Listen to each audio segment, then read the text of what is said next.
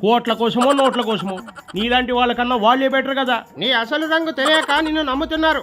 నీ గురించి మొత్తం తెలిసాక చాలా మంది నిన్ను పక్కన పడేశారు.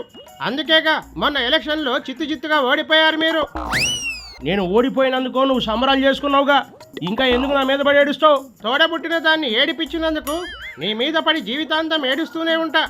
రాక రాక ఒకసారి సీఎం అయ్యావు, అప్పుడే నాకు ఏం చేయలేకపోయావు. ఇక ఈ జన్మలో నీకు సీఎం అయ్యే ఛాన్సే లేదు. నీ శాపనార్థాలకి నేనేం భయపడంలే, నాకు అలాంటి సెంటిమెంట్లు కూడా ఏమి లేవు. ఇంకా మన పరువు తీయకుండా నువ్వు నోరు మూసుకుని కూర్చుంటే మంచిది. తీస్తా ఉన్నంతకాలం నీ పరువు తీస్తూనే ఉంటా.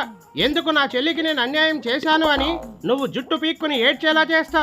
ఆల్రెడీ నా ఉసురు తగిలి ఆ స్కామ్లో ఈ స్కామ్లో పీకల లోతులో మునిగిపోయి ఉన్నావు.